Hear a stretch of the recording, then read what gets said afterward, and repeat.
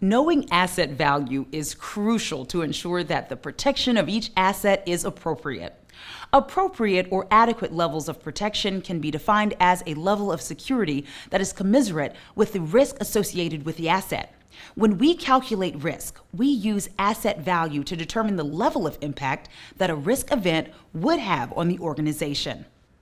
NIST Special Publication 800-39 states, "It is imperative that leaders and managers at all levels understand their responsibilities and are held accountable for managing information security risk. That is, the risk associated with the operation and use of information systems that support the missions and business functions of their organizations." For many years, it has been said that people are the most valuable asset that an organization has. Indeed, in the end, it is people who can make or break an organization, and security is primarily a people-powered process. It is important, therefore, to educate, develop, and win the loyalty of staff. Hiring the right people to meet job requirements is the first step. This can require verification of education, experience, knowledge, and CVs or resumes.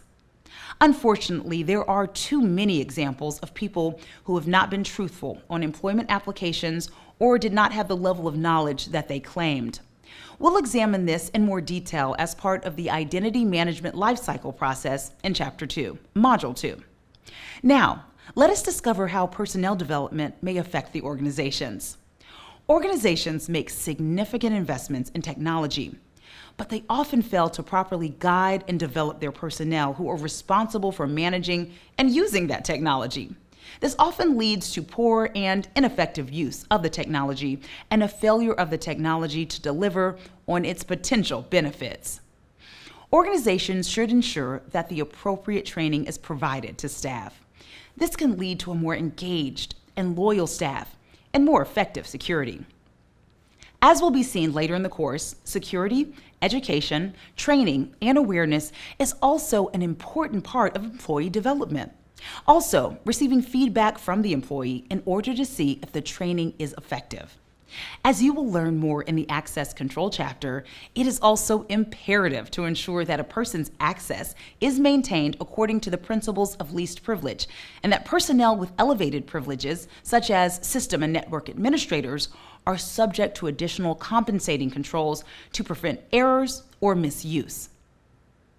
When an employee leaves a department or leaves the organization altogether, the employee needs to be invited to an exit interview. Any assets that the employee has, ID cards, laptops, access tokens, etc., should be recovered. And the employee's access should be revoked. In the case of an involuntary termination, the ex-employee may need to be escorted from the building. Physical security will be looked at in more detail later in the course, but it should be remembered that physical security is an integral part of information security. If physical security fails, then it doesn't matter what technology you have in place, it all fails.